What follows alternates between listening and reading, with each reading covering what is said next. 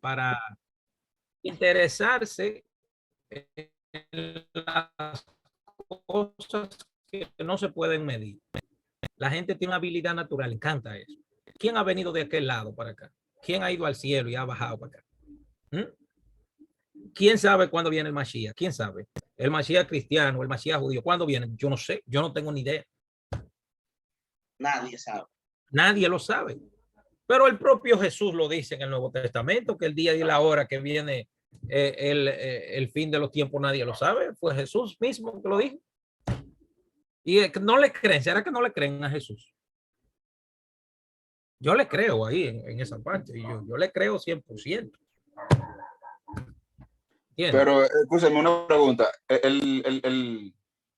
Del personaje que Pablo habla, o el Rab Shaul, como su nombre más original, habla en el capítulo, en el capítulo, bueno, no recuerdo la cita bíblica, pero sí recuerdo que él dice: conozco un hombre, sin el cuerpo, fuera del cuerpo, no lo sé. ¿A qué se refiere? ¿Qué hombre es ese? Bueno, yo por lo general, yo no lo sé. Yo no he estudiado eso a profundidad todavía. ¿Entiendes? Aquí hay algunos profetas que tal vez sepan. También en el grupo Teología de Punta, tal vez por ahí manejen esa información. Yo no la sé. Usted no da eso por absoluto, si lo dijo, aunque lo haya dicho Pablo. Eso está en Corintio. ¿Entiendes? Eso está en Corintio. Pero, ¿cómo te digo? La aproximación mía al estudio del Nuevo Testamento es puramente histórico, más que buscando fe y ese tipo de cosas. ¿Tú me entiendes? Es histórico. La aproximación mía al Nuevo Testamento es histórica, más que otra cosa. ¿Entiendes? También analizando la Torá, la enseñanza de la Torá que están debajo del Nuevo Testamento. ¿Entiendes? Esa es la aproximación mía al Nuevo Testamento. Adelante, Sammy. Ok. Bueno, el apóstol Rab Shaul ahí está hablando de él, porque en el capítulo 1 él comienza a hablar de las pasiones, las visiones que ha tenido con el Señor. Ajá. Entre texto y contexto nos damos cuenta que él se está refiriendo a él, a ese hombre, no conviene gloriarme de las visiones del Señor, etcétera, etcétera, y comienza a relatar ciertas experiencias que él ha tenido. Sí. Claro. Entonces, bien, mire, nosotros estamos estudiando.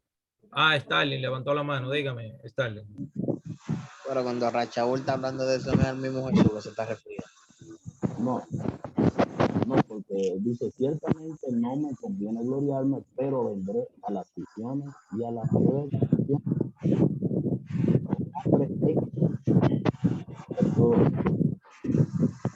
¿Cuál es la cita de ese texto?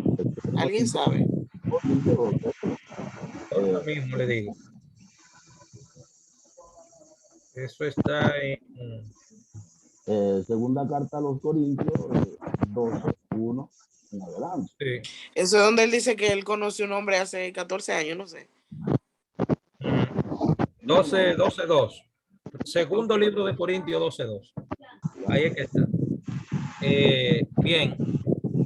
Y para continuar, miren, nosotros nos hemos reunido o nos reunimos aquí todos los miércoles. Estamos explicando, con la ayuda del Eterno, los 613 mandamientos de la Torá. Los 613 mandamientos de la Torá que fueron identificados por Rabí Moshe Ben Maimón en el siglo II, en el año 1135. Entonces, nosotros nos hemos reunido aquí a estudiarlos, uno cada uno, haciendo una breve explicación simple, básica, de cómo entenderlo. La Torá tiene 613 mandamientos. En el Nuevo Testamento también aparecen, miren, en el Nuevo Testamento aparecen las 7 leyes de Noé. En el Nuevo Testamento aparecen los 10 mandamientos, que en realidad no son 10, son 14, entre 14 a 16 que hay en los 10 mandamientos. Están también las leyes de Noé, están también los mandamientos Juquín, los Edot, los Mishpatín, que son leyes, decretos y normas. Todo eso está en el Nuevo Testamento codificado. Hay que tener sí una mente filosa para encontrarlos, pero todos están. Y voy a hacer, se los voy a mostrar se los voy a mostrar de un pronto, ya que esto es una materia que estoy dando en la Universidad Teológica Shalom. Se lo voy a mostrar brevemente. Fíjense, esto es una materia que estoy dando en la Universidad Teológica Shalom, y como pueden ver, fíjense, en el Nuevo Testamento se encuentran, por ejemplo, déjame ver, se lo voy a enseñar por aquí. Miren, estos son diferentes tipos de mandamientos: Edud, Jukim, Mishpatim, Mishpat de Oraita, Mishpat de Rabanán. Las 7 leyes de Noé en Hechos 15:20. Fíjense, aquí está. Miren, no matar, no robar, no adorar falsos dioses, no ser homosexualmente inmoral, no comer un miembro arrancado de un animal vivo, no maldecir a Dios, establecer cortes y llevarlo a los infractores ante la justicia. Bien. También, fíjense, las 7 leyes de Noé en el Nuevo Testamento. Miren, no adorar a otros dioses, no blasfemar, no asesinar, no robar. Fíjense la cita aquí donde están. No mantener relaciones sexuales, no fornicar, no comer carne de un animal, sangre con vida, promover el juicio y justicia en lugar de residencia. Fíjense, todo esto. Los 10 mandamientos en el Nuevo Testamento, fíjense dónde están todos aquí con sus citas. Fíjense, los 13 principios de la fe judía en el Nuevo Testamento, mírenlo aquí donde están todos también. ¿Entienden? Entonces, como se darán cuenta, esto no es un invento mío. Esto no es un invento. Son cosas que hice, yo hice una investigación exhaustiva para identificar los 7 mandamientos de Noé, los 10 mandamientos de Éxodo 20, las 7 leyes de Noé y los 13 principios de la fe judía. Todos ellos están en el Nuevo Testamento, todos. ¿Entiendes? Eso incluso es una materia que yo estoy dando en la universidad y puedo identificarlo sin ningún problema. ¿Entiendes? Quiero saludar brevemente al pastor Isidro, que está por aquí también hoy. Si quiere hacer un pequeño saludo ahí, pastor Isidro. Sí. No bendiga, mi hermano. Estoy aquí, sí, escuchando. Estoy también de niñero, porque ya sabes. Está de al revoltoso. Entonces, ya tú sabes, tengo que estar porque él habla, él se mueve mucho. Es bien importante escuchar, sí, lo que ahorita yo iba a hacer un comentario cuando Sammy puso lo que él puso allí. Jesús dijo: si me ama, guarda mi mandamiento. Entonces yo iba a hacer un comentario sobre la ley, ¿verdad? Y lo que entonces cuando en Gálatas dice, así guardar la ley de Cristo. Entonces yo veo entonces en este caso la ley de Moisés y veía la ley de Cristo. Pero no quise hacer el comentario porque ya eran las 8 y algo. Entonces iba a comenzar esto. No quise llamar la atención con eso. Okay. Saludos a todos los que estén conectados ahí. Bendiciones. Y está importante la clase. Bien. Entonces, nosotros vamos brevemente a estudiar.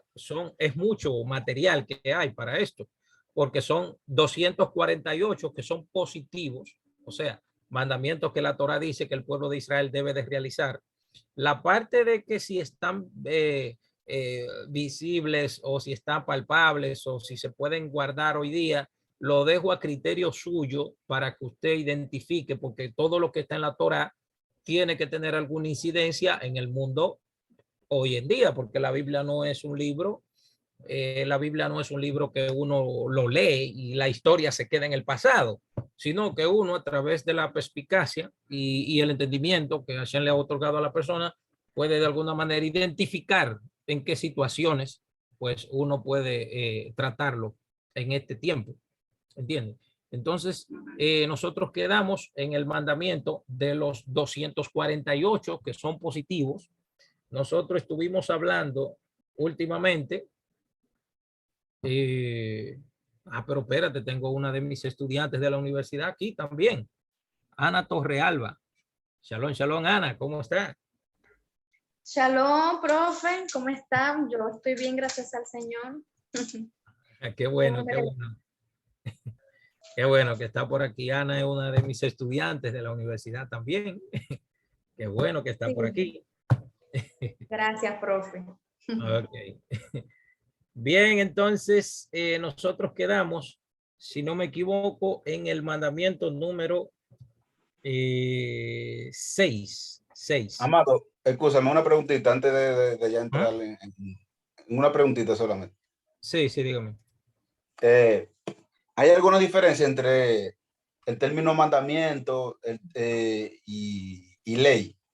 Y una diferencia entre lo que dice la ley, lo que dicen los mandamientos y lo que dicen los profetas, porque Yeshua Bueno, en ocasiones decía, porque sí. esta es la ley y los profetas, o sea, que una cosa decían los profetas y otra decía la ley. Mira, con esa pregunta puedo yo pasar la hora y media dando la clase esta noche. De la respuesta a esa pregunta que tú me estás haciendo. Y Vladi lo sabe. Que cuando yo empiezo a clasificar mandamientos salen 70,000 cosas ahí de una vez. Vladi lo sabe muy bien. De esa pregunta yo puedo.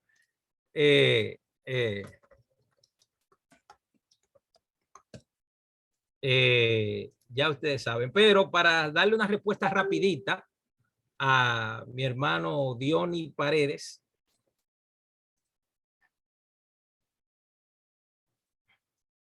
Ok, para darle una respuesta rapidita, brevemente les voy a mostrar lo siguiente. Fíjense bien. El término ley, el término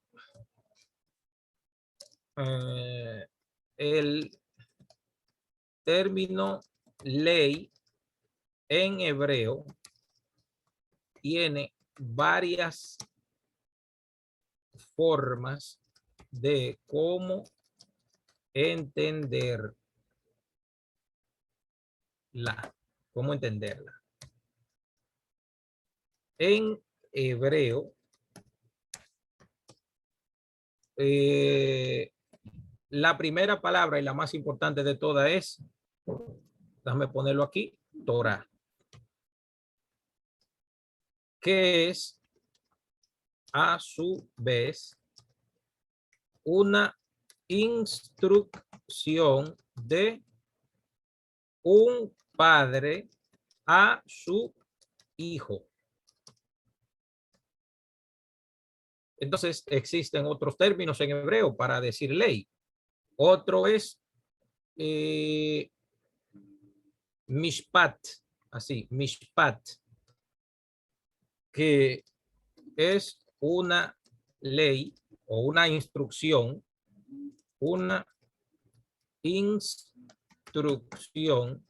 de cómo una sociedad funciona moral y éticamente.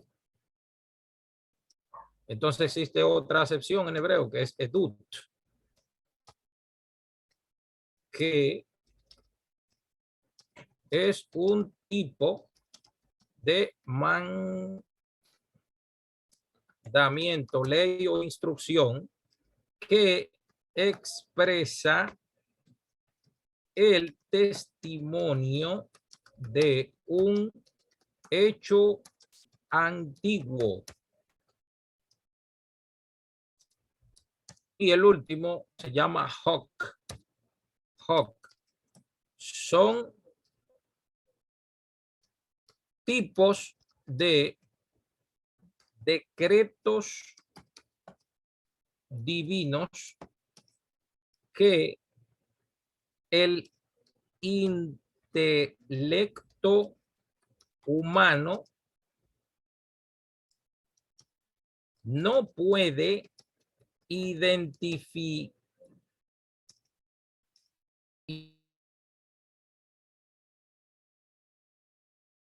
de manera lógica. Todo esto yo puedo poner algunos ejemplos, pero me llamaría mucho tiempo. Y en cuanto Jesús dice, esto es la ley, profetas y escritos,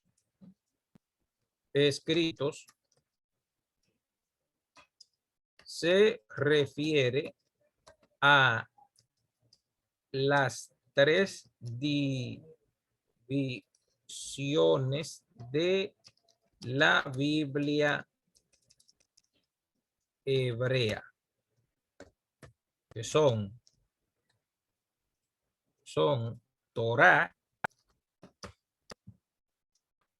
de Moshe o instrucción de Moshe, Torá de Moshe, número 2, Neviín como profetas. La palabra en hebreo Neviín no es profeta, pero para que se tenga una idea se deja así.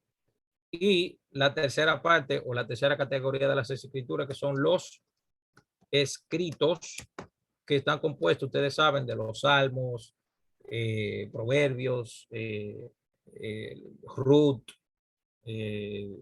tenemos por ejemplo Esther, Lamentaciones, Coelet, que es Eclesiastés, etcétera.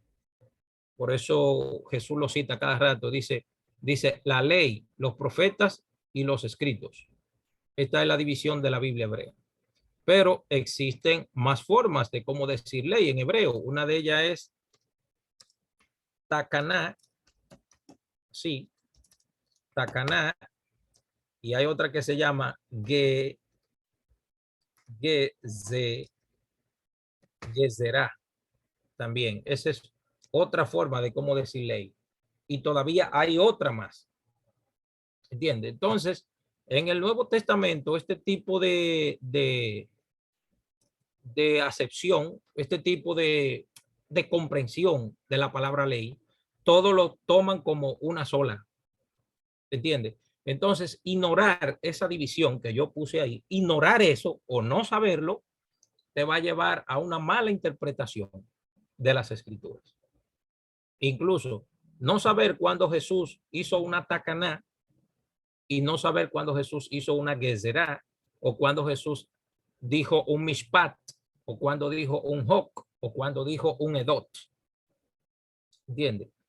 Y no saber cuándo Pablo dijo cada uno también, cuando dijo un mishpat, un edot, un hok, una takaná, una gezerá. Por ejemplo, en Hechos 15 hay takaná y hay gezerá. En Marcos 12, 28 y 29 hay gezerá. ¿Entiende? Entonces, ignorar eso te hace perder todo y no te permite tener un mejor entendimiento o sea, un entendimiento básico, porque el Nuevo Testamento tiene un trasfondo judío. ¿Entiendes? Entonces, tiene un trasfondo judío, pero para identificarlo hay que conocer entonces el judaísmo, que es lo que la gente por lo general no hace, estudiar el judaísmo. Por lo general la gente no lo hace eso.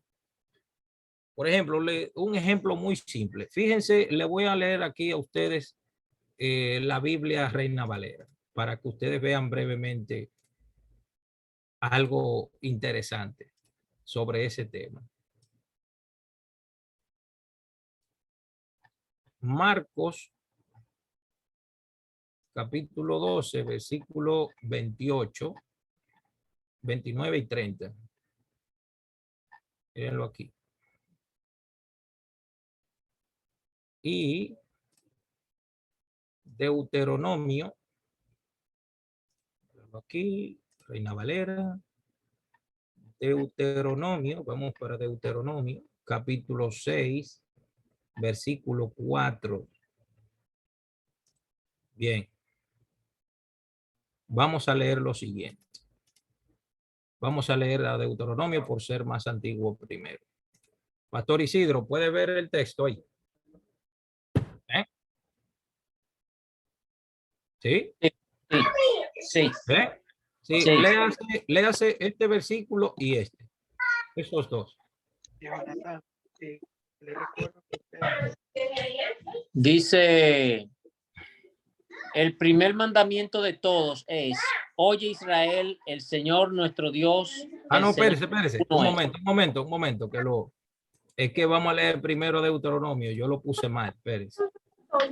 de Es, Barín, sí, de Barín, exactamente. Mírenlo aquí, léalo aquí, hasta aquí, del 4 al 6. Pastor Al Isidro. 4. Ujú. Oye Israel, Jehová, nuestro Dios, Jehová uno es. Y amarás a Jehová tu Dios de todo tu corazón y de toda tu alma y con todas tus fuerzas. Ajá, lee el 6. Y estas palabras que yo te mando hoy estarán sobre tu corazón. Ajá, bien. Déjame ver a quién voy a poner que lea ahora. Vamos a ver. A Gina. Ah, Shalom Gina, ¿cómo está? ¿Todo bien? Shalom, shalom, profesor, ¿todo bien? Ah, Disculpe, profesor, lo que pasa Iba a- es tenía el que agua. Tengo me le está parece fallando el que internet, le está fallando el internet. sí. Déjame poner, Johnny, ¿usted lo va a leer? Bueno, Parece que Gina tiene problemas de conexión hoy. ya, sí, lo que pasa es que estoy desde el celular, dice, profesor, discúlpeme. Ah, ya, ok. 29:30. Yeshua le respondió, el Ujú. primer mandamiento de todo es, oye Israel, el Señor nuestro Dios, el Señor uno es.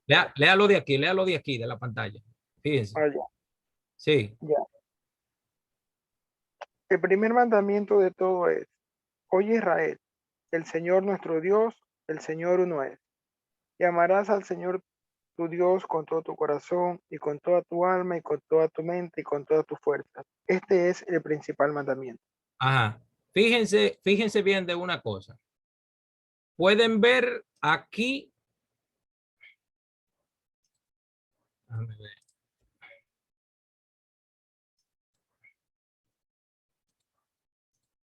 Déjame ver. Ok, entonces.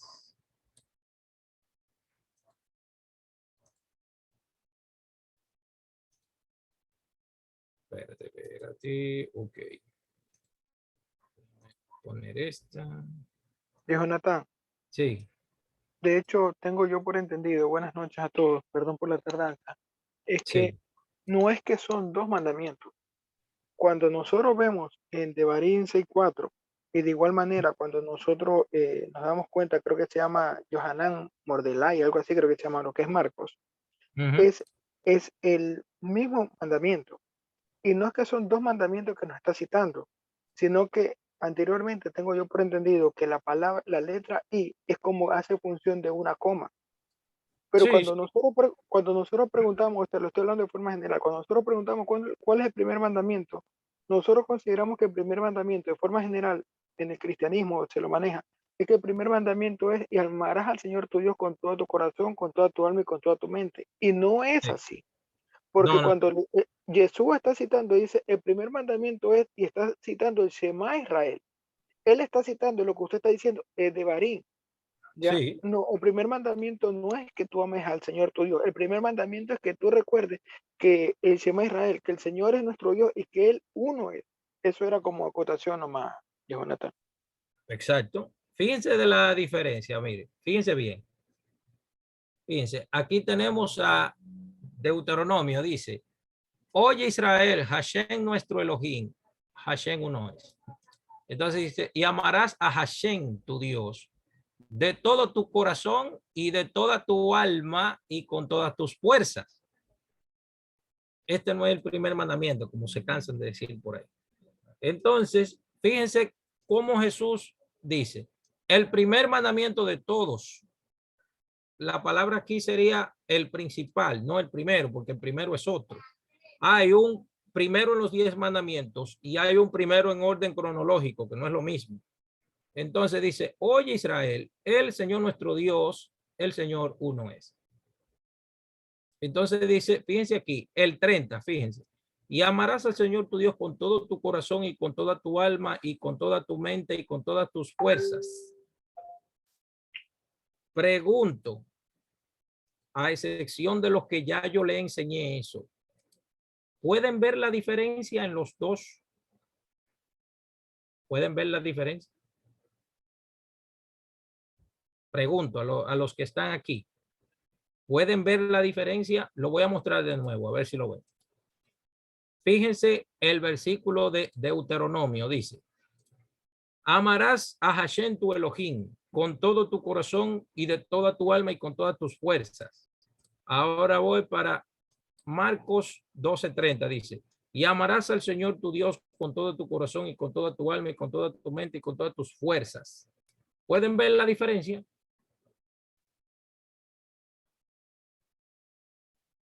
Miren, miren el 30, se lo señalicé, mírenlo ahí.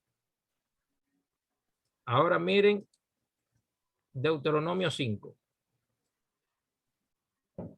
¿Pueden ver la diferencia? Fíjense. La palabra mente. Ah, exactamente, la palabra mente. Ah, pero el pastor Isidro tiene una mente fina. Para ver eso, fíjense de la palabra mente. Aquí, fíjense. La palabra mente. Entonces, ahora viene la pregunta del millón. ¿Por qué Jesús habrá cambiado el texto aquí? Porque no es así que dice Deuteronomio. ¿Qué está pasando aquí? ¿Cómo resolvemos este problema ahora?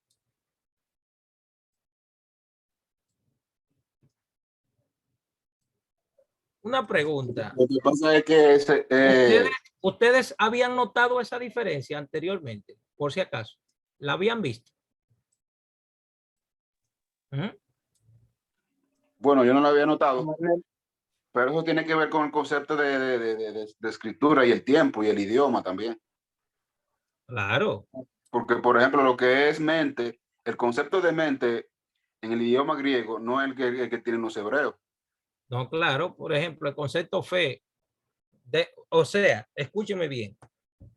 La fe existe en el mundo judío. En el mundo griego no hay fe. Porque en el mundo griego no hay un Dios todopoderoso. ¿Entiende? La fe desde el punto de vista griego depende de la vista. Por lo tanto, la fe cambia constantemente. Pero la fe en el mundo judío depende de Dios, no de la naturaleza ni de la realidad. ¿Comprende la idea? Son dos tipos de fe distintos. En el idioma griego la palabra fe no cabe, porque verdaderamente es una palabra hebrea, la palabra fe, que es emuná. ¿Entienden la idea? Aquí Jesús agrega mente. Entonces, ¿qué está pasando aquí? ¿Cómo se llama ese cambio en la Torá? ¿Alguien sabe cómo se llama eso? Cuando dice las escrituras en Deuteronomio capítulo 4, dice, no le añadirán ni le restarán a la palabra que yo os mando. Yo soy Hashem vuestro Dios. ¿Qué pasó aquí? No se preocupen, que yo no voy a decir que Jesús lo hizo mal. Simplemente cómo manejar esa situación en el mundo judío. Bueno, pero mira, yo no sé exactamente, para ser sincero, a profundidad, qué engloba, qué significado engloba eso, de donde dice que no se le puede añadir ni quitar. Porque estamos en un mundo donde todo cambia. La forma de decir las cosas, por ejemplo, hay palabras que lo que es, por ejemplo, la Real Academia, que muchas veces va eliminando, aunque se queda con el mismo significado, pero la forma, la estructura de la palabra, por ejemplo, cambia. El idioma, por ejemplo, que hablan en el campo, no es el mismo idioma que hablan, por ejemplo, aquí en la ciudad y etcétera, etcétera. Entonces, por ejemplo, a la hora de dirigir un escrito a un pueblo griego, o sea, no es lo mismo que tú dirigirle un escrito a un pueblo judío, donde la gente tiene un habla, por ejemplo, hebrea y todo eso. Eso que hizo Jesús ahí fue. Eso que hizo Jesús es una interpretación a lo que dice la Torá. Entonces eso es una añadidura en el sentido de que el rabino coge la enseñanza de la Torá y la vuelve más difícil. O sea, le agrega como más fuerza. Eso se llama como radicalizar el mandamiento. O sea, exigir más que lo que la Torá dice. Pero hay un problema aquí. Si lo dice Jesús, está bien, pero si lo hace otro rabino, no. Entonces, ahí hay que tener un pequeño balance. ¿Entiendes? Porque Jesús agregó la palabra mente, pero no es para destruir el texto. No es para hacerle daño al texto. Lo hace para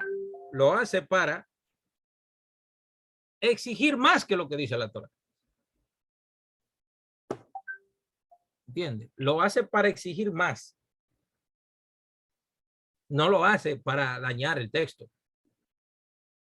¿Entiendes? Entonces, si uno no comprende cómo los rabinos interpretan la Torá, cómo los rabinos actúan con la Torá, cómo los rabinos, voy a utilizar la palabra juegan, pero no lo tomen en el sentido negativo.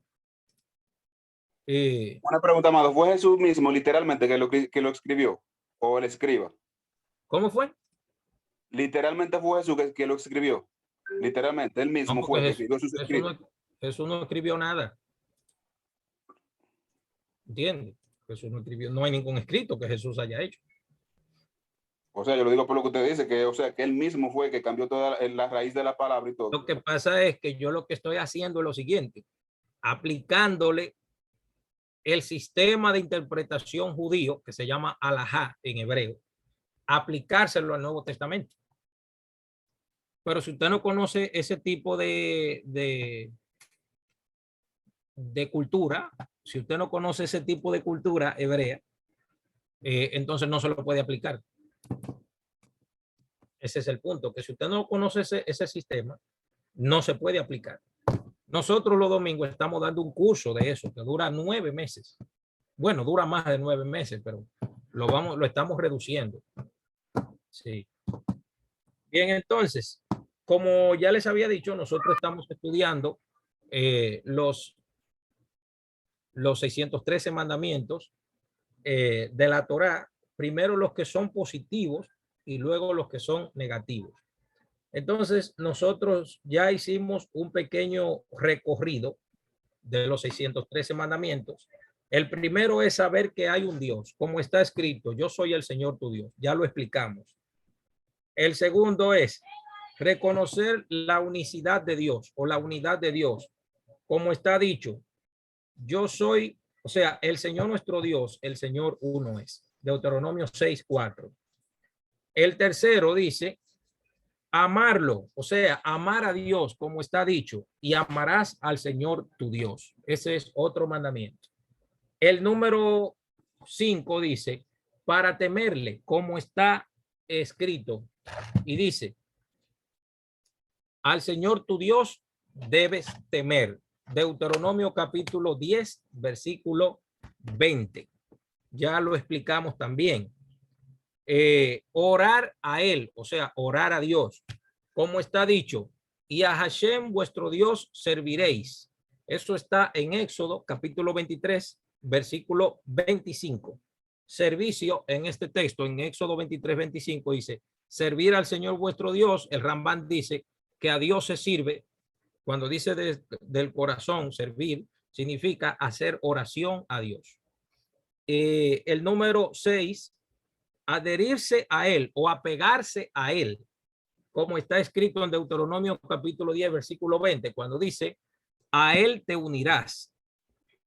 Señores, voy a hacer una pequeña pausa para saludar a un gran amigo que lo conocí hace poco, pero poco a poco hemos hecho una pequeña, estamos desarrollando una amistad muy buena. y me gustaría permitir que él se presente, diga de dónde se conecta con nosotros y cuál es su trabajo espiritual, y es nada más y nada menos que mi amigo y estudiante, mi amigo compañero de estudio, el profesor Jesús Manuel Mejía Quirós. Adelante, profesor.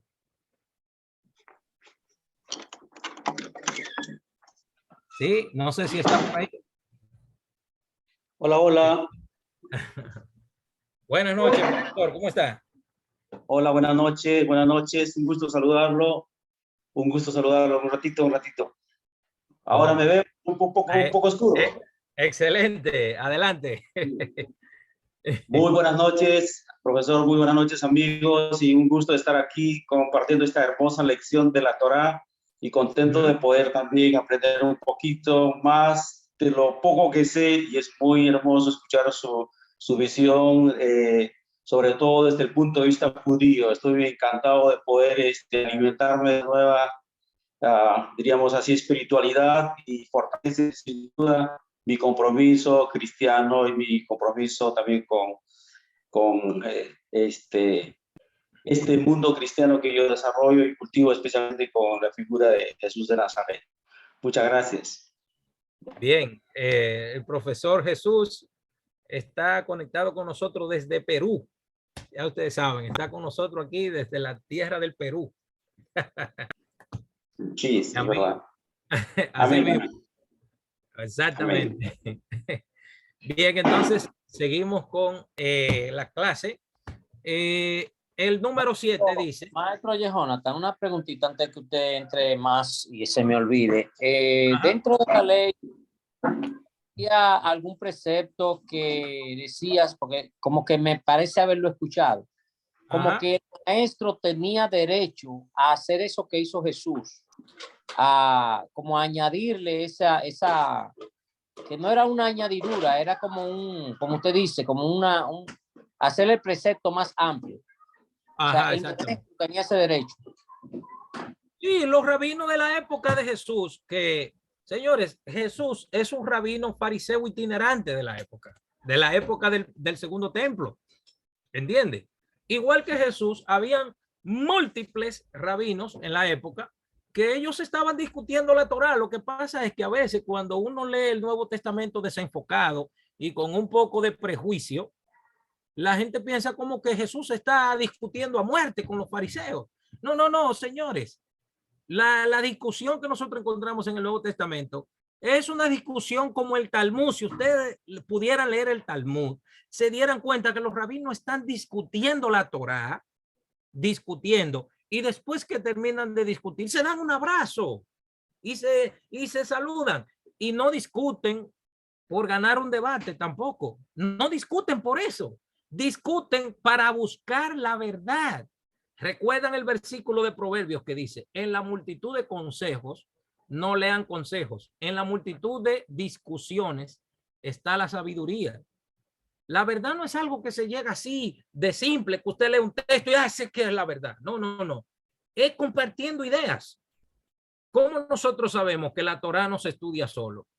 ¿Saben? ¿Alguien me puede decir cómo se sabe, según las escrituras, que uno no debería de estudiar solo? ¿Alguien tiene alguna idea de algún versículo bíblico que diga eso? ¿Alguien se le ocurre algún texto? ¿Se le ocurre a alguien? ¿No se le ocurre? Deuteronomio capítulo 6, verso 4 al 8 dice: y esta palabra que yo te mando hoy, hablarás a tu casa, le enseñarás. Cuando dice le enseñarás, ¿cuánta gente hay ahí?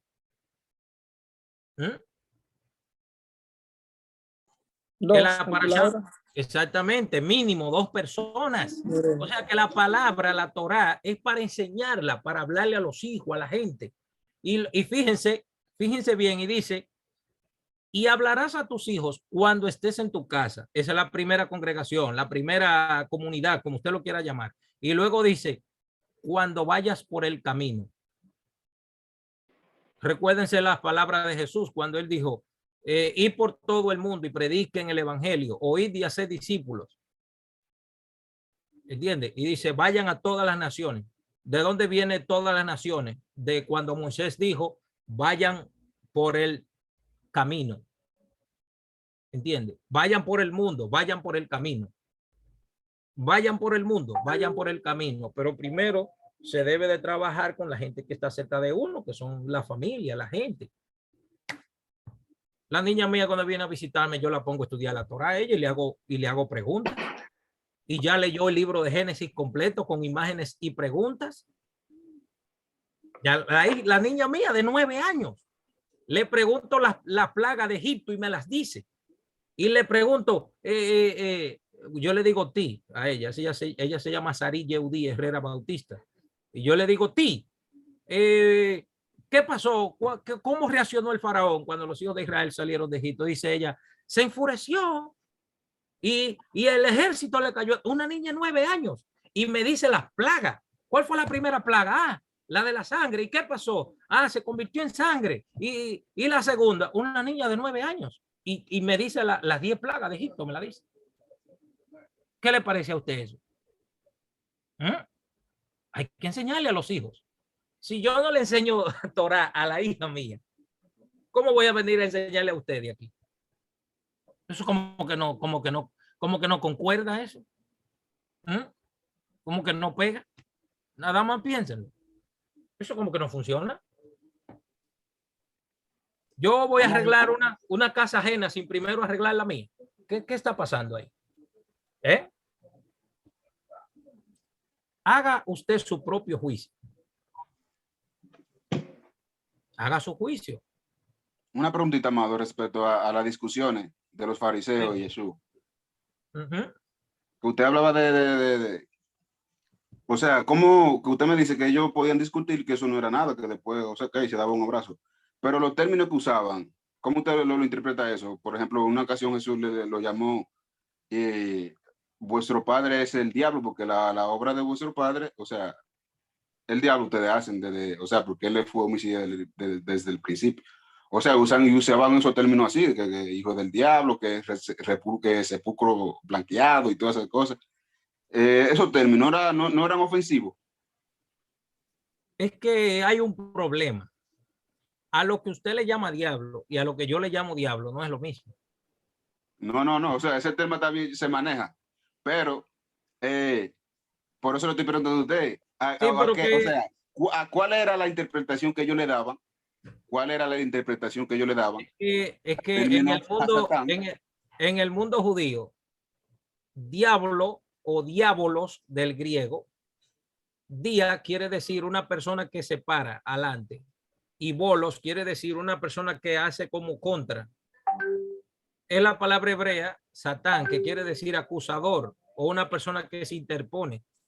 Adversario. Entonces, adversario. Entonces, en el mundo judío, no en el otro mundo, no. En el mundo judío, diablo, Yeser Hará y Yeser Ható, deseo de hacer el bien y deseo de hacer el mal.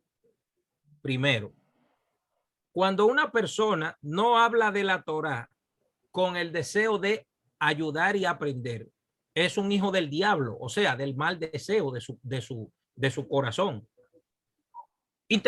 Ahora, si usted lo quiere interpretar como que eso es de un diablo que anda ahí, que ni Dios lo puede controlar, eso es problema de usted. Ahora, yo le estoy diciendo cómo se interpreta en el mundo judío. ¿Entiende? Yo le estoy diciendo a usted la interpretación judía. Ahora, eso no era una palabra, para así decirlo, o sea, de término ofensivo, ni el término sepulcro blanqueado tampoco en ese tiempo.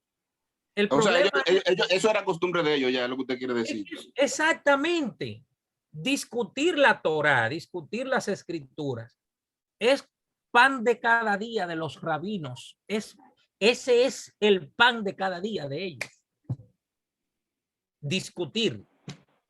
Lo que pasa es que cuando la gente ve eso prejuiciado, dice Jesús versus los fariseos. No, pero que Jesús es de ellos también. Jesús es del grupo. Jesús no está fuera del pueblo judío. El problema es que cuando usted lo aísla a Jesús del pueblo judío, usted lo está asesinando a ese personaje. Ese sería el problema. Usted no puede. Si Jesús entonces no fuera parte del pueblo de Israel, ¿por qué dijo Deuteronomio capítulo 6, que es la más grande expresión de fe dentro del mundo judío? Porque ese es el problema. Ese es el problema. Cuando ustedes ven a Jesús diciendo el Shema a Israel, no es lo mismo que cuando yo lo veo como judío. No es igual. Cuando usted lo ve, dice, ah, mira qué bonito, Jesús dijo eso. Pero cuando un judío lo lee, dice, ah, espérate, vamos a analizar qué es el Shema. ¿Qué es el Shema? Que hay gente que ni sabe lo que es el Shema. Claro. ¿Entiendes? Vamos a analizar qué es el Shema. El Shema es la más grande oración, la profesión de fe más grande que hay en el mundo judío. Cuando un niño está aprendiendo a hablar, le enseñan a decir el Shema. Y antes del judío morir, dice el Shema. El Shema es, oye Israel, el Señor nuestro Dios, el Señor uno es. Esa es la más grande expresión de fe. Vino un intérprete de la ley y le dijo, Señor, a Jesús. O le dijo, maestro. Porque esa es otra cosa que ustedes deben entender. Cuando a Jesús le dicen Señor y cuando le dicen maestro, ¿qué implicación tiene eso del Nuevo Testamento?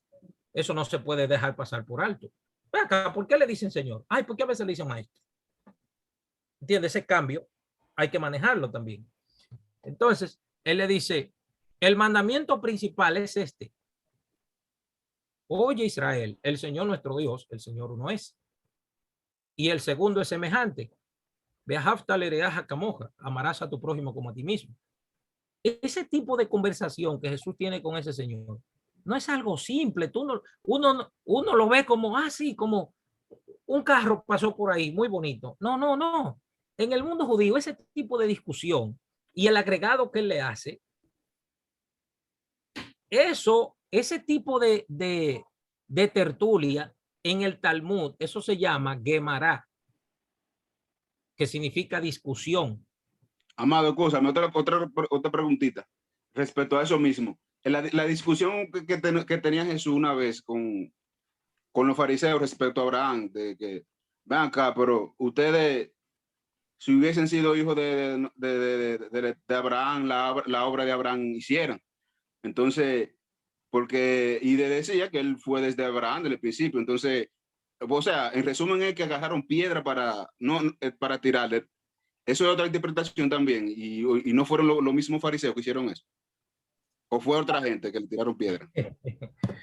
Bueno, usted me está haciendo entrarme usted me está metiéndome para un área de explicación que yo no me quiero meter por allá. No, porque eso fue una discusión. Eso no fue una discusión ahí. Claro, eso es una discusión.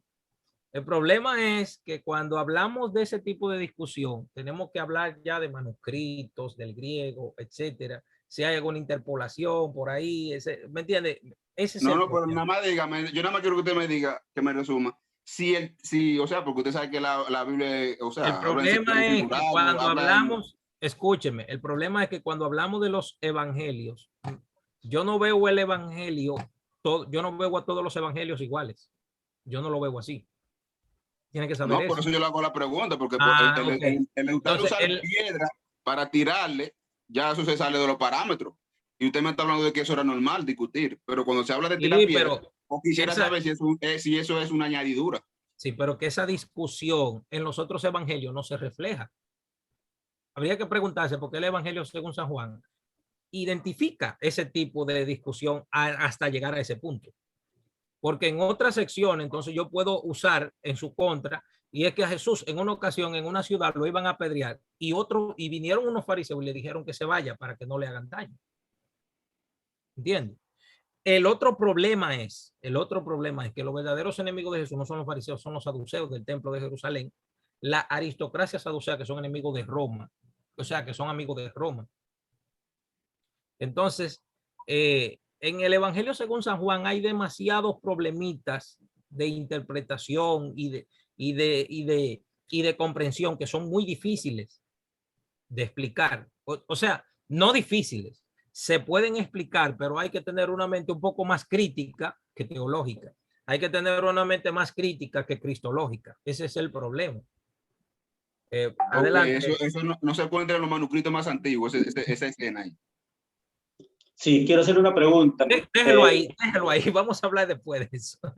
Dígame, Sí. profesor Jesús. Sí, primer punto, con lo que usted me está explicando, me queda clarísimo que en el mundo judío los fariseos tenían distintas formas de pensar, distintos planteamientos, distintos enfoques en torno a la Torá.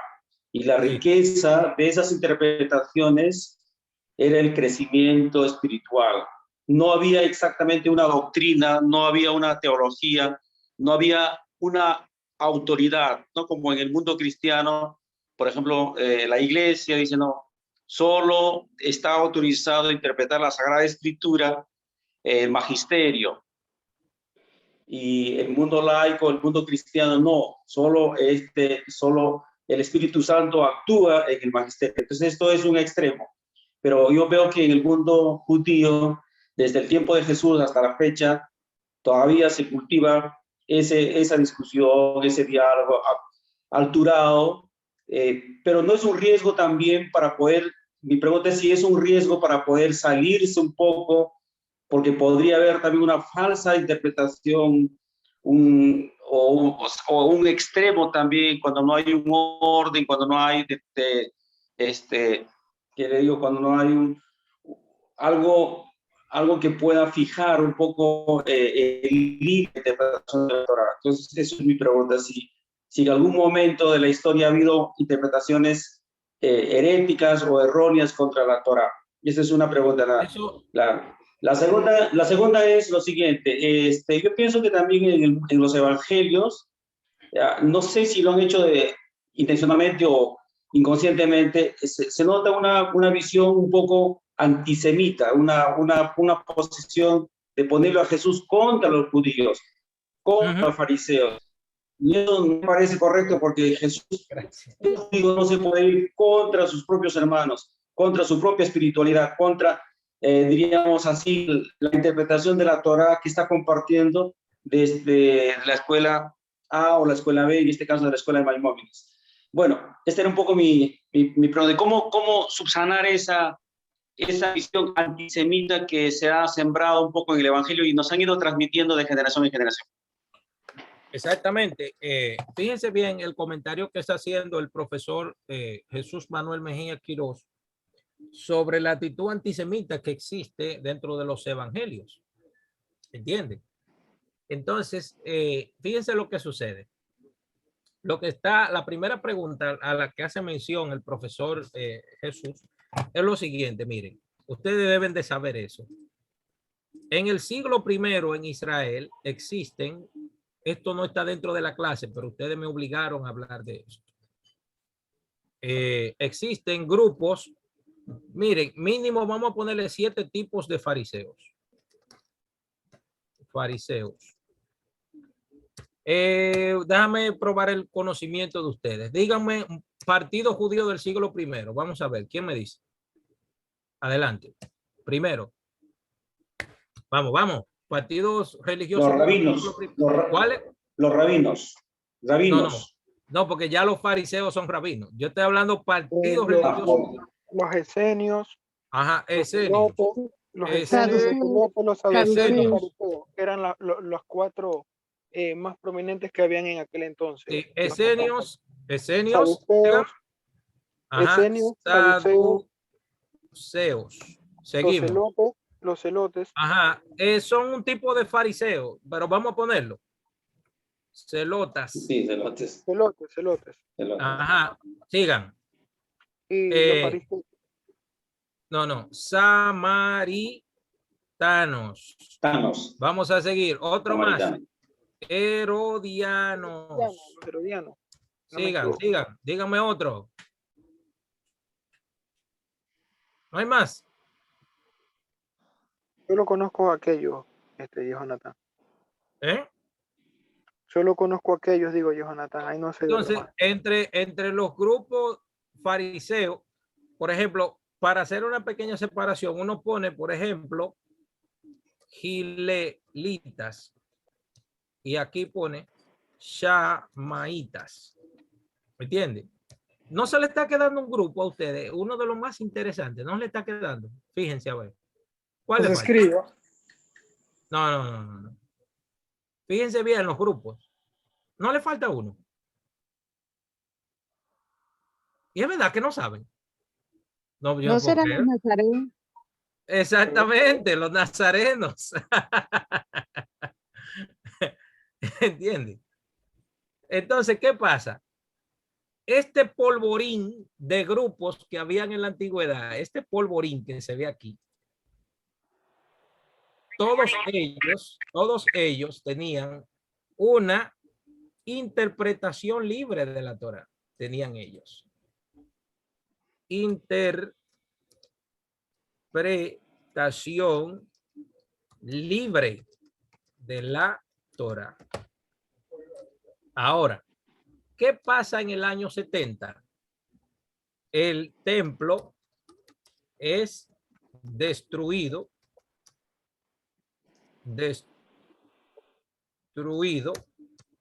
La mayoría de estos grupos mueren todos y solo sobreviven los fariseos de la casa de Gilel. Sobreviven los nazarenos que luego se transformó. Luego se transformó en el cristianismo y sobreviven por misericordia los samaritanos.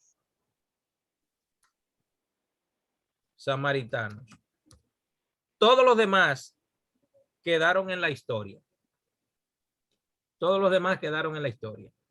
Ahora, ¿qué ocurre en el año 80 de la era común? ¿Qué ocurre en el año 80?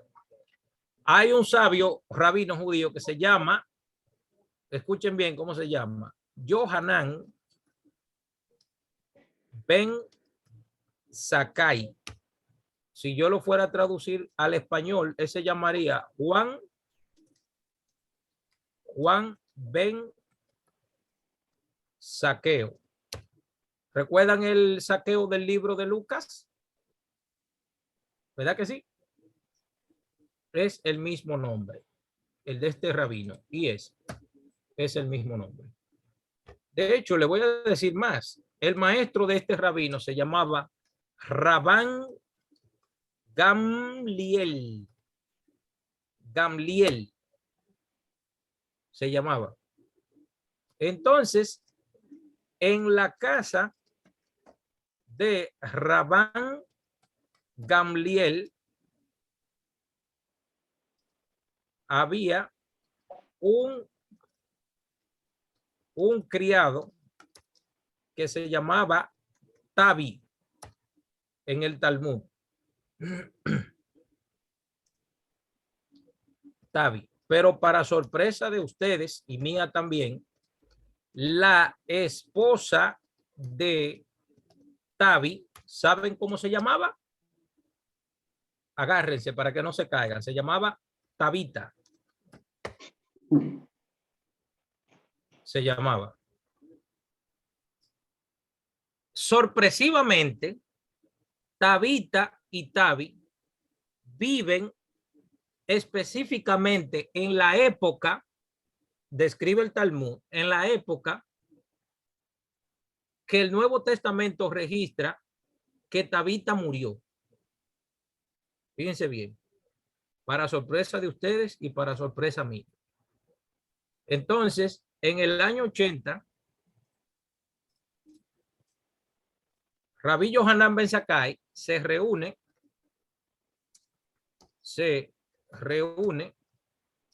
en el concilio. Voy a poner concilio, pero no me gusta utilizar esa palabra porque eso no es judío. Concilio de la ciudad de Yafne.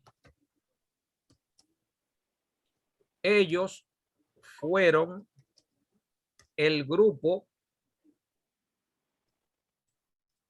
el grupo fariseo que sobrevivió a la destrucción del templo de Jerusalén.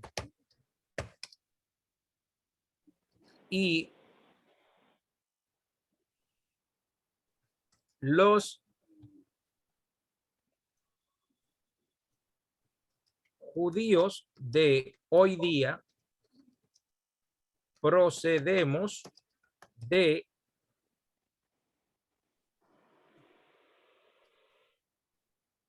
el concilio de Yafne. Entonces, este fue el grupo que sobrevivió a la destrucción del templo. Este grupo, que yo lo puedo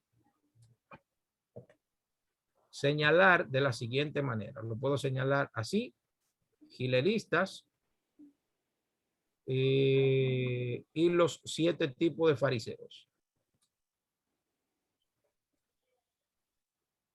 ¿Entiende? También puedo poner aparte de los celotas, ya que Rabí Akiva más o menos tenía este tipo de parecer. Todos los demás grupos, todo ese polvorín desaparecieron. Entonces, los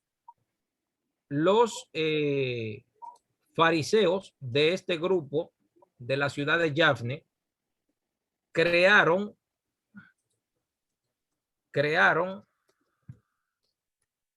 un sistema de interpretación de la Torá que todo judío hoy día debe seguir,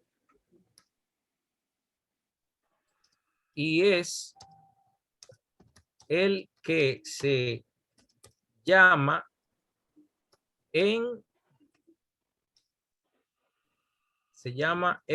hebreo. Los que han cogido clase conmigo en la universidad lo saben. Se llama halajá.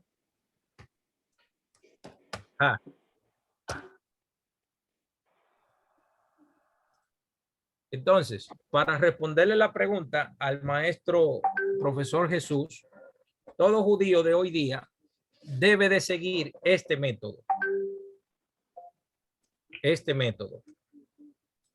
La halajá. Todo el entendimiento de las escrituras tiene que pasar por aquí.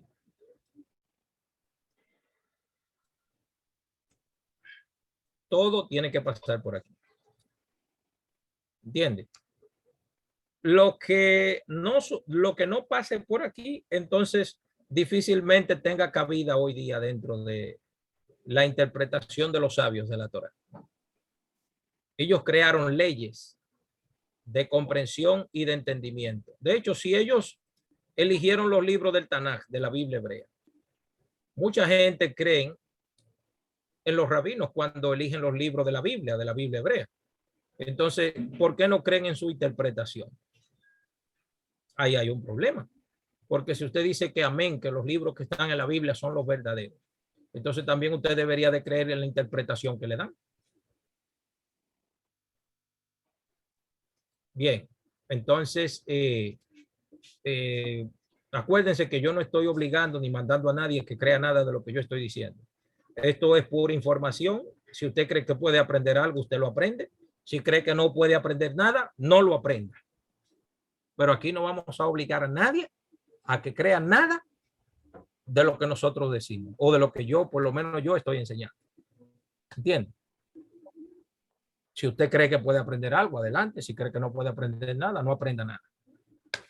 ¿Entiende? No estamos mandando a nadie a que haga, a que usted tiene que dejar y hacer. Nada que ver. No me crea, póngalo en tela de juicio, investíguelo, búsquelo, analícelo, créalo, no lo crea, averígüelo, haga su propia investigación.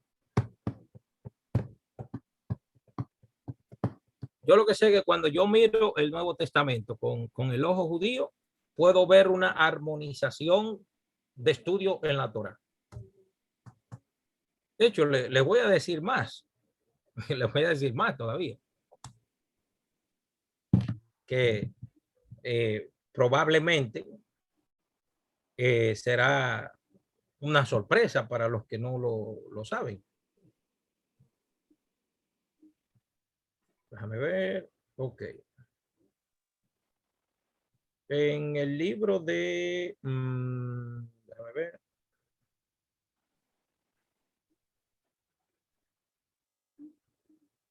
En el libro de... Ok, en el libro de... Esto no es... Esta clase, desafortunadamente, ustedes me la hicieron cambiar del estudio de los 613 mandamientos de la Torá. Me llevaron a hablar del trasfondo judío del Nuevo Testamento, de la vida en los tiempos de Jesús. Yo no iba a hablar de eso, pero me llevaron para allá, no sé qué es lo que está pasando. Yo estoy explicando en esta clase los 613 mandamientos, por favor.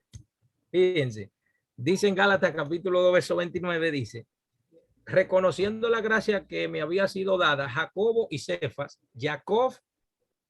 Cefas y Juan, que eran considerados como columnas. Escuche bien, columnas. ¿Por qué Pablo dice que Jacobo, Juan y Cefas son como columnas? ¿Por qué dice eso? ¿Qué es una columna? No una columna de esas, de las que sostienen edificios, sino que eran personas que estaban en la capacidad de opinar, que podían aconsejar. Sin embargo, cuando usted lleva esa palabra al griego y del griego al hebreo, ¿sabe cómo se podría traducir? Como amorá. Amorá quiere decir, viene de una palabra aramea, que significa personas que están en la capacidad de opinar o de analizar la Torá, las escrituras. Y significativamente esto está relacionado con la época de los amoraín de Babilonia, que le llamaban así mismo, amorá, maestros. Entonces, ¿cómo le digo? Vuelvo y se lo digo de nuevo, sin estudiar el judaísmo, entender el Nuevo Testamento será, como dice el Salmo 23, un valle de sombra de muerte, que no se puede entender casi, muy pocas cosas se puede entender. Sin estudiar el judaísmo, señores, y sin estudiar el sistema de la halajá que yo le puse por aquí. Esto que está aquí, este sistema, difícilmente se puede comprender eso. ¿Por qué? Porque el Nuevo Testamento tiene este tipo de leyes. Fíjense aquí, vean. Tiene esto. Entonces, si usted no sabe dónde ubicar esto en el Nuevo Testamento, si no sabe dónde ubicarlo, desafortunadamente van a haber errores garrafales. El desconocer esto. ¿Dónde aplicar esto en el Nuevo Testamento? Fíjense. Lo interesante es que todo eso es ley. Todo eso se traduce únicamente como ley. Y eso es un error. Un error grave. Grave, pero muy grave.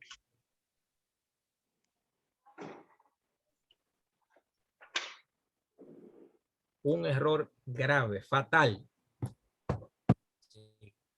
Chicos, son las 10:40. Ustedes me sacaron del estudio de los 613 mandamientos. Lo que vamos a hacer es que vamos a terminar la clase aquí. Vamos a entrar a preguntas y comentarios. Sí, yo quisiera hacer una pequeña pregunta. En Éxodo 34, en el primer versículo, dice así: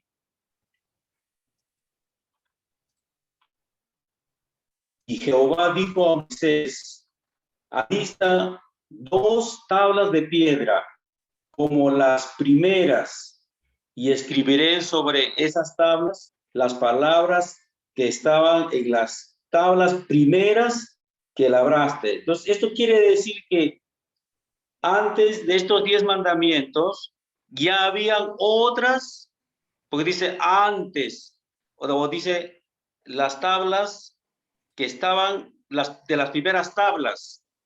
Entonces, tengo la sensación de que anteriormente ya habían otras que no han sido señaladas. Entonces, quisiera esa es mi primera pregunta, porque en Éxodo 20 se habla de los mandamientos. Ok, Éxodo 34 también habla de los mandamientos. Y luego, en Deuteronomio 5, también habla de los mandamientos y sintetiza ya los mandamientos justo en Deuteronomio 6. Entonces, tengo la sensación de que hay 3 autores que escriben los mandamientos de manera distinta, porque no son los mismos. En una son otras, en la segunda enfatizan otras, en la tercera se enfatizan otras. Por supuesto que hay mandamientos que están en las 3, ¿no? Como por ejemplo cuidar el sábado, el amar a Dios sobre todas las cosas, etc. Entonces quisiera un poquito esta pequeña pregunta de Éxodo 34, bueno, cuando dice que las primeras tablas. Eso es una pregunta también que nos llevaría horas hablar de eso. Pero les voy a leer un texto brevemente, pequeño, que lo dijo un sabio judío del siglo XVI que se llamaba Rabí Eliyahu Kramer, el Gaón de Vilna, le llamaban así. Rabí Eliyahu Kramer, el Gaón de Vilna, o Gaón quiere decir sabio, el sabio de Vilna. Dice él, refiriéndose a ese versículo, no lo digo yo, cuando el texto dice como a la primera, dice el Gaón de Vilna, del mismo tamaño que la primera, Sadia Gaón dice que las segundas tablas eran más preciosas que las primeras, porque las segundas tablas se entregaban en un día santo, el día de la expiación de Yom Kippur. Este no fue el caso con las primeras tablas. Las primeras tablillas descendieron en el día 17 de Tamuz, dice el Gaón de Vilna. Déjame ver. Me fue el texto por aquí. Déjame ver. Déjame ver. Dios mío, es que se me está moviendo aquí. Dice aquí, este no fue el caso de las primeras tablas. Las primeras tablillas descendieron en el día 17 de Tamuz. O sea, en el día que, bueno, lo que pasa es que ahí hay otra cosa que debería de explicar, que es un poquito más difícil, que era un día laborable, o sea, que era un día normal de la semana. Entonces, las segundas fueron entregadas en un día de Shabbat, un día de reposo. Además, mencionan 3 pactos con respecto a las segundas tablas. Y para que te vaya bien, que dice Deuteronomio 5:16, estaba escrito en las segundas tablas y en las primeras tablas que se rompieron. Ahora, estas cosas son similares a lo que se ve en un sueño. Ni ayudan ni estorban. Ambas tablas tenían escritura de Dios en ellas. Además, las primeras tablas fueron obra de Dios, mientras que las segundas tablas fueron obra de Moisés. ¿Qué interpretan los sabios cuando leen esto? Cuando dicen que las segundas tablas eran, Moisés tenían el elemento humano. ¿Cómo los sabios lo interpretan eso? Que al mundo bajaron las primeras tablas, que fueron únicamente las que Dios hizo. Sin embargo, esas fueron rotas por el mandamiento. Entonces, en el segundo caso, cuando Hashem envía las segundas tablas, las que sobreviven son las de Moisés, o sea, en las que Moisés escribe donde está el elemento humano. ¿Qué quiere decir eso?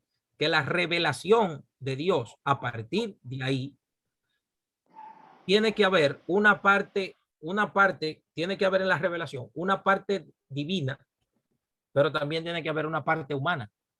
Entonces, como esas fueron las tablas que permanecieron a lo largo de todas las generaciones, entonces de ahí se entiende que el texto debe de contener también un elemento humano para que sea duradero y no únicamente el divino. ¿Entiendes? Pero los sabios es que es un poco más complejo de explicar porque las segundas tablas vinieron por el pecado del becerro de oro. Entonces, el pecado del becerro de oro fue lo que hizo que hubiera una tradición oral diferente.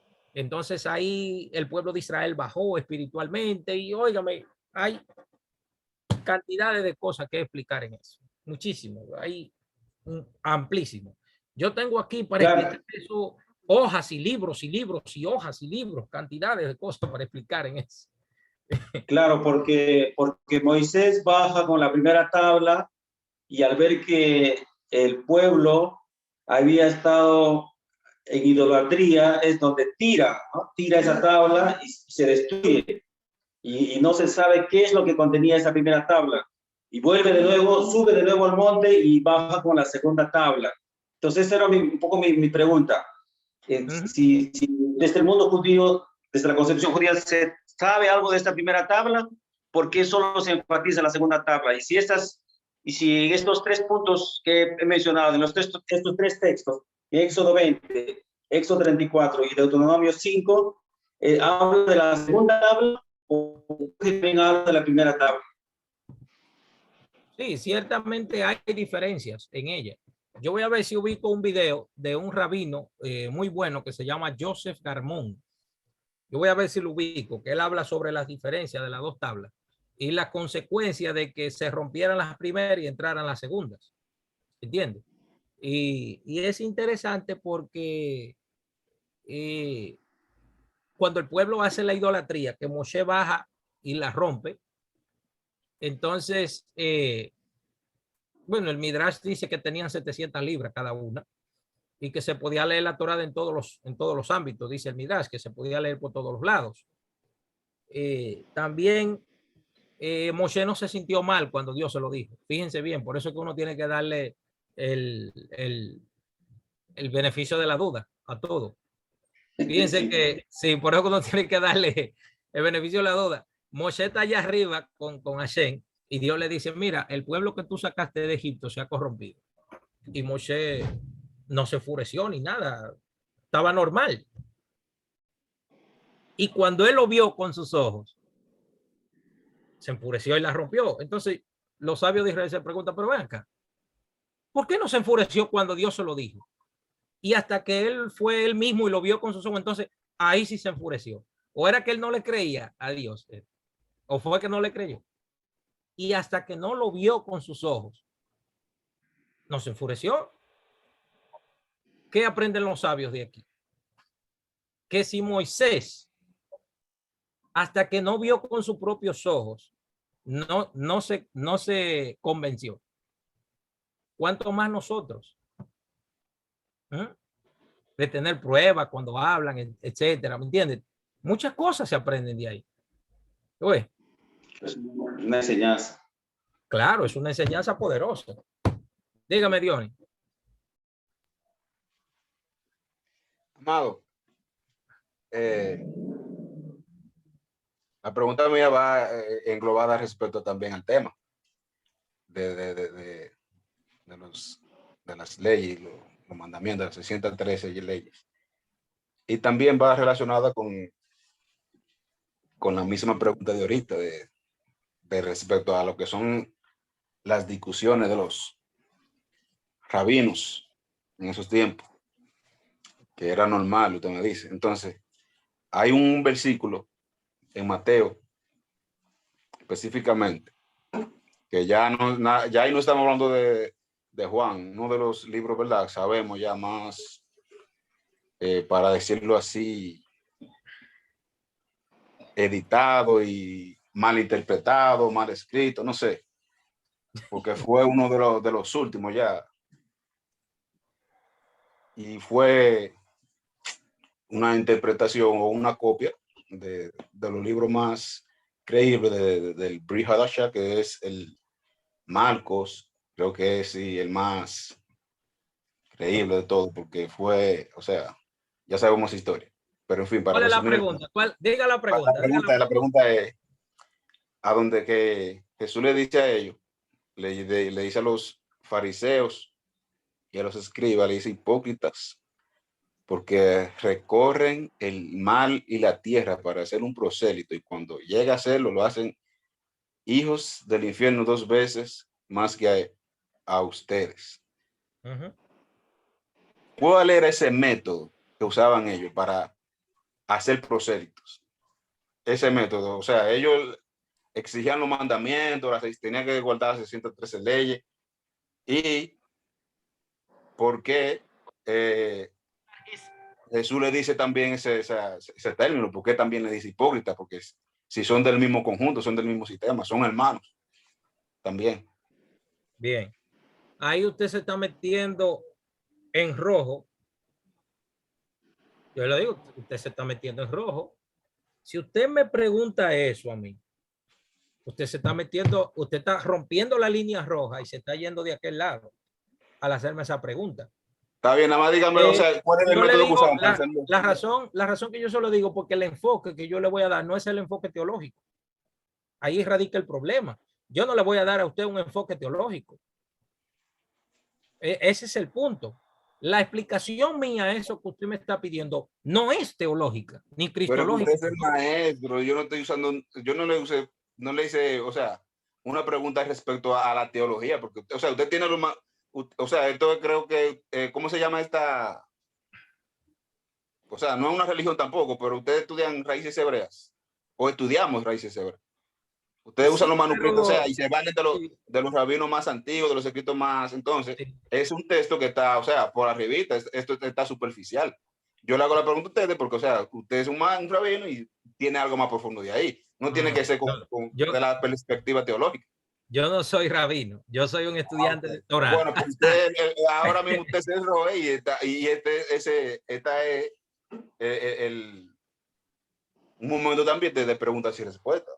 Vean, si usted me pregunta eso, la respuesta que le daría, por ejemplo, a un teólogo va a ser diferente, pero yo le voy a dar la mía, la interpretación particular, la mía, conforme a la Torah, conforme al judaísmo, conforme a cómo un judío ve eso. Fíjense bien, Jesús en una ocasión le dice a sus discípulos, claramente le dice, no, antes que decir eso, Jesús tuvo muy pocos contactos con personas que no eran judías. Poquísimo contacto, casi nunca habló con gente que no eran judíos. Muy pocos. Pero óigame, es casi menos de un 1%, mucho menos de un 1%. La única vez que habló con una mujer que no era judía, la mujer sirofenicia, que tenía a su hija enferma, que tenía, no sé, los demonios, pero luego que Jesús la sana, le dice, ve, tu hija ha sido curada, no dice liberada. Pero vamos a dejarlo ahí, ese no es el caso. Le piden a Jesús, o sea, ella le está voceando que le sane. Jesús la ignora. Vamos a hacer ahora una pequeña pantomima. Jesús va caminando con su grupo de discípulos por una calle, por una de las calles polvorientas de Galilea, o de la ciudad de Decápolis o de Cafarnaúm, va caminando y viene una mujer gentil, no judía, y empieza a vocearle. Jesús la escucha y la ignora. Usted se ha puesto a ver esa cara de Jesús. Usted se ha puesto a verla, a analizarla. No la cara cristiana. Y cuando yo digo no la cara cristiana, no lo digo para destruir el cristianismo, sino para ver otra cara de Jesús. O sea, la mujer viene voceando. Vamos a imaginarnos la escena. La mujer viene voceando. Jesús, etcétera. Señor, ven, sáname a mi hija. Jesús la ignora. No le hace caso. Sí, le pasa por el lado como que no está oyendo a nadie. Vamos a darle vida a eso. Vamos a traerlo al presente. Jesús no le hace caso. No quiere sanarla. Pero vienen los discípulos y dicen, maestro, la mujer está voceando, viene detrás de nosotros. ¿Qué hacemos? Déjela. ¿Qué quieres? Mi hija está enferma. Vete. O sea, primero le dice, yo no puedo echarle el pan de los hijos a los perros. ¿Cómo se oye esa respuesta? ¿Cómo se oye eso? Yo no puedo echarle el pan de los hijos a los perros. ¿Cómo? La gente se ha puesto a detenerse ahí un poco y analizarlo. Todo eso lo estoy usando como base para responderte la pregunta que usted está haciendo. Entonces ella le dice, Señor, pero aún los perros comen de la migaja que caen de la mesa. Vete, tu hija ha sido sanada. ¿Tú ves? Viene y le da la palabra de sanidad. En Lucas 7, el centurión tiene un sirviente enfermo y viene a decirle a Jesús que lo sane. Jesús no quiere hacerle el milagro. Jesús no quiere contacto con gente gentiles. No quiere contactos. No quiere sanarlo. Entonces la gente se afana en dividir a Jesús del pueblo judío. Vayan a Lucas 7, léanlo. Dice claramente el texto, claramente, no lo digo yo, lo dice el texto, lo dice Lucas, dice, vinieron unos ancianos de los judíos.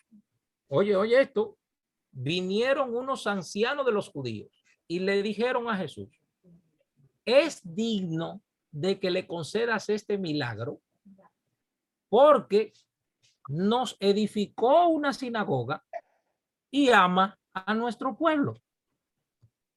Ahora la pregunta aquí es, Jesús le hace el milagro. Ahora yo le voy a hacer la pregunta a ustedes. ¿Por qué Jesús le hizo el milagro? ¿Por qué? Que los fariseos le pidieron encarecidamente que hiciera ese favor. Sí, pero ¿por qué? ¿Por qué lo hizo? Está bien de que ellos le dijeron, pero ¿a cambio de qué? Por los méritos que este hombre había hecho, que le había construido una sinagoga, o sea, ¿me entiendes? Mírenlo ahí. Por los méritos que había hecho. Mírenlo ahí. ¿Están mirando? Vamos a asociar a Jesús un poco con su pueblo. Mírenlo. No, Jesús está apartado de los judíos. No, Jesús está allá y los judíos están aquí.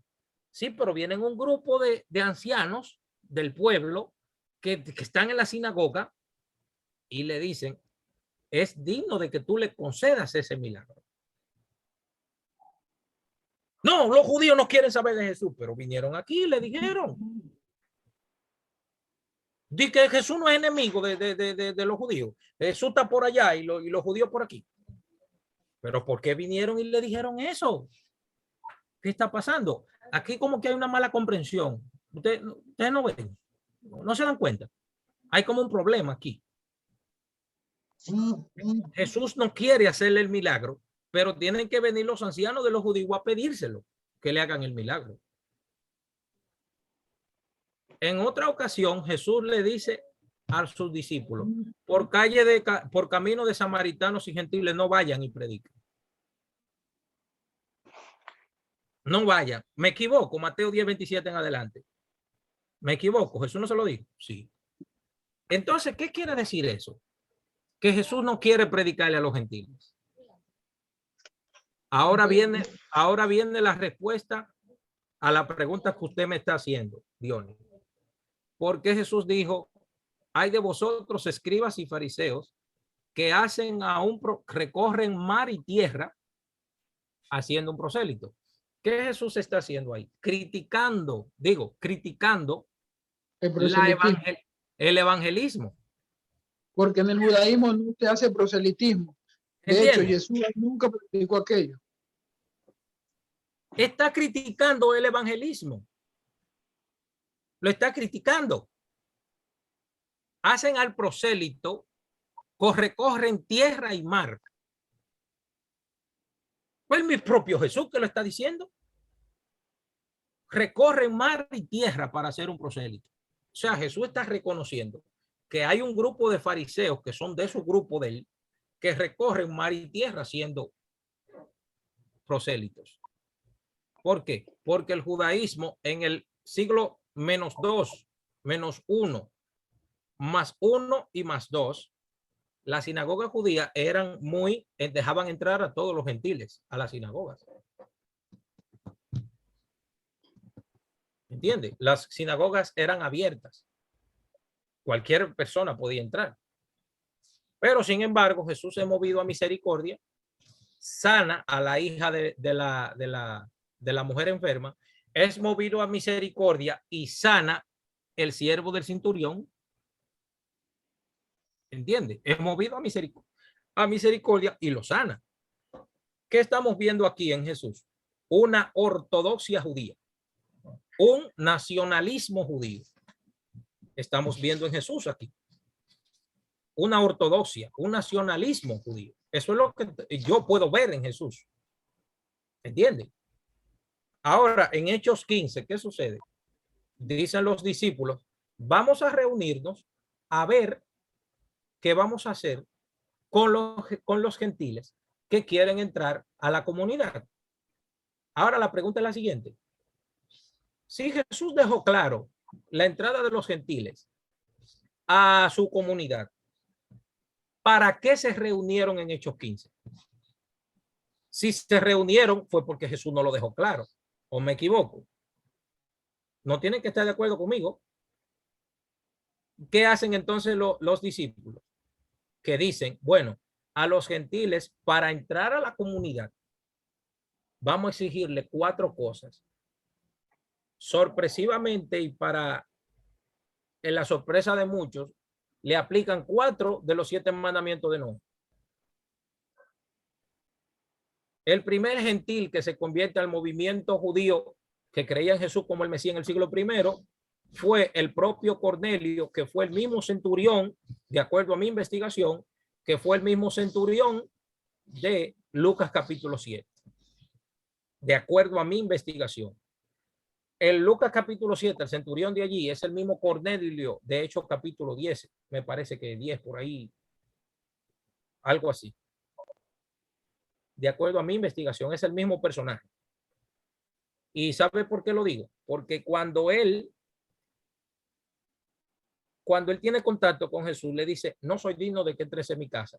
¿Por qué? Porque los centuriones romanos, toda la comida estaba ofrecida a los ídolos y en la entrada de su casa tenían el águila romana en la entrada. Y un judío no entraba a la casa de un romano por lo general. Y la comida que tienen es inmunda toda. Sin embargo, cuando en Hechos ya Pedro entra a la casa de este centurión y puede comer, o sea, parece que el Señor se fue convenciendo poco a poco hasta que un ángel le dijo a Pedro, ve y visítalo.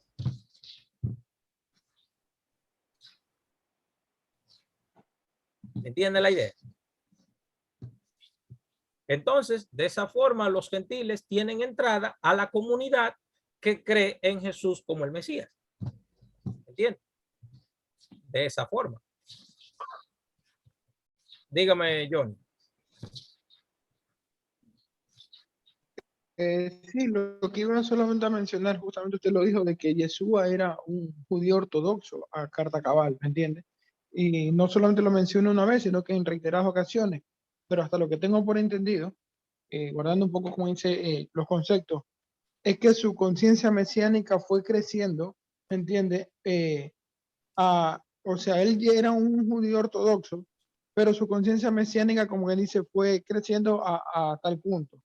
Y otra de las cosas que le iba era a mencionar es que no sé si sea conciencialmente, pero lo que le admira o le llama la atención a Yeshua es que los hechos más grandes o las manifestaciones más grandes de fe no las logra ver dentro de su pueblo mismo, porque tanto a la mujer sirofenicia como al siervo de centurión, él llega un momento y dice, creo que estábamos hablando en Lucas 7, si no me equivoco, es el pasaje que habla del centurión, y él mismo lo dice, que no había hallado tanta fe, ¿cómo que dice? Como dice, ni en Israel he hallado tanta fe. Entonces, ¿qué sabe usted de que los actos más grandes de gente que manifestó fe no fue gente del pueblo de Israel mismo o de los judíos mismos, sino que gente de afuera que manifestaron mayor fe que la gente de adentro? Eso era Jonathan. Interesante. Ok, ok. Dios mío, qué imágenes publican aquí. Bueno. Chicos, ¿tenemos más preguntas, comentarios? ¿No hay? Yo quería hacer un comentario con respecto a lo que acaba de hablar ahora sobre la razón por la cual aquellos gentiles que querían ser parte de la comunidad, la cuestión que había con ellos era que había un grupo de judíos que le decía que ellos tenían que circuncidarse y guardar la ley. Entonces se reúnen y se levanta Pedro y dice: señores, hermanos, ustedes saben que este yugo no lo hemos podido llevar ni siquiera nosotros. ¿Cómo vamos a poner a esta gente a que lo lleven ellos ahora? Entonces ellos llegaron a un consenso, y entonces cuando entonces le dan esas 4,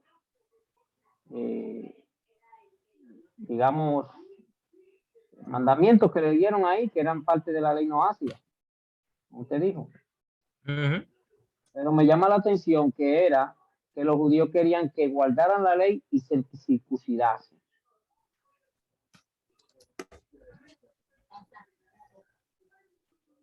Bueno, ahí yo tengo otra forma de cómo interpretar eso. Y es que en el capítulo 15, versículo 20 y 21, dice: porque a Moisés tienen cada sábado en la sinagoga para que les enseñe. Cuando Pedro dice eso, se refiere a que a los gentiles no se le exigiera lo mismo que se le exigía a los judíos para entrar a la comunidad. Porque cada sábado está en la sinagoga abierto para que se le enseñe. Cada sábado. O sea, se le exigieron esas 4 cosas para entrar. Para entrar. O sea, que no fueran idólatras, número 1. Que no tuvieran relaciones sexuales depravadas. Que no comieran lo sacrificado a los ídolos. ¿Entiende? Y que aceptaran la corte de la justicia, o sea, que se comportaran debidamente. Eso es para entrar a la comunidad. Porque si usted visitaba una sinagoga judía de aquella época, usted no podía estar adorando otro ídolo. Tenía que solamente adorar al Dios de Israel. Tampoco podía estar comiendo comida ofrecida a los ídolos. Tenía que comerse la comida de la sinagoga, como le enseñaban en la sinagoga. ¿Entiende? Para entrar a la sinagoga no podía tener relaciones con perros, ni con vacas, ni con nada de eso. Ni meterse con mujeres casadas. Si iba allá a la sinagoga tampoco podía hacer nada de eso. Ese es el punto. Bueno, chicos, vamos a terminar aquí. Ya ustedes saben, el miércoles, si el Eterno lo permite, vamos a volver a hablar de los 613 mandamientos. Y el que quiera hacer una pregunta fuera de la clase, lo hace al final, cuando se termine el estudio. Ok, entonces, ya ustedes saben, fue un buen momento pasar este tiempo con ustedes de aprendizaje, de estudio de Torah. Así es que pasen feliz resto de la noche. La dedicación para cada uno de nosotros. Pase bien. Bendiciones, bendiciones. Shalom, shalom, bye. Un abrazo, saludos desde Perú. Chao, chao. Chao.